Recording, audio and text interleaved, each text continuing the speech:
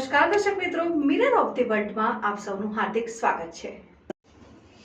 શિષ્યવૃત્તિની પ્રક્રિયામાં થઈ રહેલ ભેદભાવ અંગે મુખ્યમંત્રીને રજૂઆત કરવા કલેક્ટરને આવેદનપત્ર આપી રજૂઆત કરવામાં આવી। રાજ્યના મુખ્યમંત્રી દ્વારા તેઓના કાર્યાલય ખાતે યોજાયેલ બેઠકમાં તારીખ 24મી સપ્ટેમ્બર 2024ના રોજ નિર્ણય લેવામાં આવ્યો હતો કે વિકસતી જાતિ કલ્યાણ ખાતા હસ્તકની પ્રી મેટ્રિક શિષ્યવૃત્તિમાં ફેમિલી આઈડી પ્રોજેક્ટ અંતર્ગત લેવાની થતી રેશન કાર્ડની વિગતો તેમજ ઈ-કેવાયસી પ્રક્રિયા હાલ પૂરતી રદ કરવામાં આવે છે, જેથી વિદ્યાર્થીઓના આધાર કાર્ડ રેશન કાર્ડ લિંક નહીં હોય તો પણ શિષ્યવૃત્તિની દરખાસ્ત માન્ય ગણાશે। આ મુજબનો નિર્ણય લેવા બાદ તેમના મંત્રીમંડળ હસ્તકના શિક્ષણ વિભાગ દ્વારા મુખ્યમંત્રી ગુજરાત રાજ્યના નિર્ણયની મજાક ઉડાવી પોતે કાયદા અને મુખ્યમંત્રીની નિર્ણયથી ઉપર હે તેવું સાબિત કરવા માટે મુખ્યમંત્રીના નિર્ણય વિરુદ્ધ જઈને સિટીઝન પોર્ટલ ઉપર શિક્ષણ વિભાગ દ્વારા એવી રીતે વ્યવસ્થા કરવામાં આવે છે કે જનરલ અને ઓબીસીની પ્રી મેટ્રિક શિષ્યવૃત્તિના ફોર્મ રેશન કાર્ડ અને આધાર કાર્ડની લિંક કર્યા વિના વિદ્યાર્થીઓના શિષ્યવૃત્તિના ફોર્મ જમા થઈ જાય છે, જ્યારે અનુસૂચિત જાતિ અનુસૂચિત જનજાતિના વિદ્યાર્થીઓના પ્રી મેટ્રિક શિષ્યવૃત્તિના આધાર કાર્ડ અને રેશન કાર્ડ લિંક તેમજ કેવાયસી વિના રદ થાય છે અને સબમિટ થતા નથી, જે જાતિગત ભેદભાવને દર્શાવે છે, જે ખૂબ જ આઘાતજનક અને ખૂબ જ દુઃખદ છે। ત્યારે ગેરસંવિધાનિક કૃત્ય સામે કાયદેસરની કાર્યવાહી કરવા અનુસૂચિત જાતિ જનજાતિના લોકો દ્વારા માંગણી સાથે આવેદનપત્ર આપવામાં આવ્યું। આગામી દિવસોમાં યોગ્ય નિર્ણય નહીં લેવાય તો ઉગ્ર આંદોલનની ચીમકી ઉચ્ચારવામાં આવી હતી। જય ભીમ, જય સંવિધાન। આજે શિક્ષણની જ્યારે વાત હોય અને સરકાર દ્વારા જે શિષ્યવૃત્તિ મળતી હોય એ તમામ વર્ગના લોકોનો એક સંવિધાનિક હક છે। ખાસ કરી અનુસૂચિત જાતિ અને અનુસૂચિત જનજાતિ માટે અલગથી જોગવાઈઓ કરવામાં આવેલી છે। આજે શિષ્યવૃત્તિ સાથે જે કિન્નાખોરી થઈ રહી છે, વડોદરામાં એની જાણકારી થતાં અમે સામાજિક આગેવાનો કલેક્ટર સાહેબશ્રીને જાણકારી આવેદનપત્ર આપવા માટે આવ્યા છે। આવેદનપત્રનો મુખ્ય ધ્યેય અમારો એ છે કે ડિજિટલ ગુજરાત અને ડિજિટલ ભારતની વાતો કરતા કેટલાક માયાવી લોકો કે જે શિક્ષણનો પણ હક, શિષ્યવૃત્તિનો હક છીનવી લેવાની પેરવી કરી રહ્યા છે, એની સામે કલેક્ટર સાહેબનું અમારું ધ્યાન દોરવાની આજની આ રજૂઆત છે।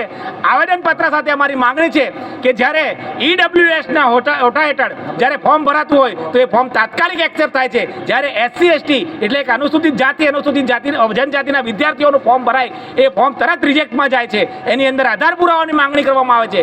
આ રીતે અનુસૂચિત જાતિ અનુસૂચિત જનજાતિના બાળકોનો શિષ્યવૃત્તિનો હક, સંવિધાનિક હક છીનવવાની કોશિશ કરી રહ્યા છે।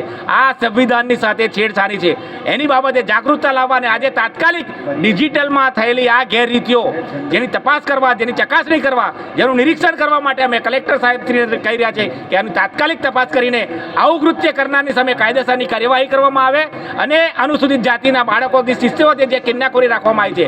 ખાસ કહું તો મુખ્યમંત્રીએ જ્યારે જાહેર કરી દીધું હોય કે આવી કોઈ કેવાયસી કરવાની નથી, આમ છતાં પણ બંધ બાણે કેવાયસીના નામે અનુસૂચિત જાતિ અનુસૂચિત જનજાતિના બાળકો સાથે ભેદભાવ રાખવામાં આવી રહ્યો છે, એ બાબતની અમે રજૂઆત કલેક્ટર સાહેબને કરવા આવ્યા છે। શિષ્યવૃત્તિની પ્રક્રિયાની અંદર પણ ભેદભાવ જોવા મળ્યો છે। તારીખ 24 તારીખે ગવર્મેન્ટ સરકારનું પરિપત્ર બહાર પડ્યું છે કે જે લાઈનોમાં જે વાલીઓ ઊભા રહેતા હતા એને બહુ તકલીફ પડતી હતી કે ભાઈ ઈ-કેવાયસી કરવાનું, રેશન કાર્ડના આધાર કાર્ડ, પરંતુ પરિપત્ર બહાર પાડ્યા પછી બધાને સંતોષ મળ્યો। એના પછી જ્યારે સ્કોલરશિપના ફોર્મ ભરવામાં અત્યારે આવી રહ્યા છે ત્યારે ઓલ ઓવર ગુજરાત, આ બરોડાનો સવાલ નથી, ઓલ ઓવર ગુજરાતની અંદર જ્યારે ટીચરો ફોર્મ ભરે છે ત્યારે જનરલ કાસ્ટના જેટલા પણ લોકો છે એનું ખાલી નામ લખે છે તો બી એક્સેપ્ટ થઈ જાય છે, અને એસસી એસટીનું જ્યારે આધાર કાર્ડ જોઈએ, આધાર કાર્ડ પ્રમાણે નામ હોવું જોઈએ અને રેશન કાર્ડની અંદર એનું નામ હોવું જોઈએ, આ પ્રક્રિયા ઓકે નથી થતી, ત્યારે એક પણ એસસી એસટીનું આજ સુધીમાં સ્કોલરશિપનું ફોર્મ ભરાતું નથી। તો આ સ્કોલરશિપમાં બી ભેદભાવ કેમ?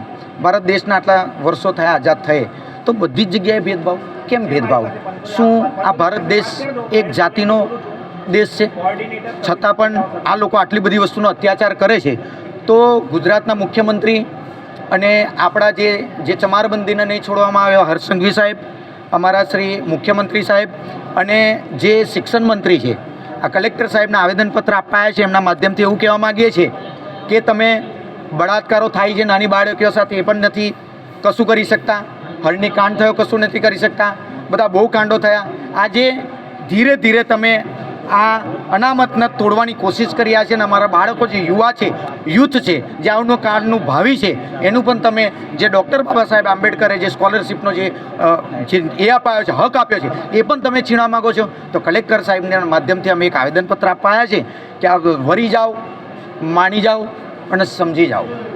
નહીં વરો, નહીં સમજો, નહીં માનો તો તમે 500 મહારોનો ઇતિહાસ જોઈ લેજો. શૌર્ય દિવસ કે હવે અમે લોકો વિફર્યા છે કે અમારી જાતિ સાથે જેટલા પણ વસ્તુનો બનાવ બને છે એ હવે સહન થાય નહીં. એટલે કલેક્ટર સાહેબને હમણાં આજે મળવા આવ્યા છે, પરંતુ અમે જ્યારે પણ મળવા આવીએ છીએ ત્યારે કલેક્ટર સાહેબ નથી મળતા અને એડિશનલ કલેક્ટરને મારે આપવું પડે. એ પણ દુઃખની વાત છે, આજે મારે બેસી જવું પડે છે. જો આ ન્યાય અમને નહીં મળે અને જલ્દીમાં જલ્દી આ કેવાયસી નહીં થાય અને શિષ્યવૃત્તિ જલ્દીમાં નહીં મળે તો ઓલ ઓવર ગુજરાતની અંદર અમે જંગ છેડવાના છે. એ કલેક્ટર સાહેબની માધ્યમથી અમે આ આવેદન આપીને તમારા મીડિયાના માધ્યમથી કહેવા માગીએ છીએ.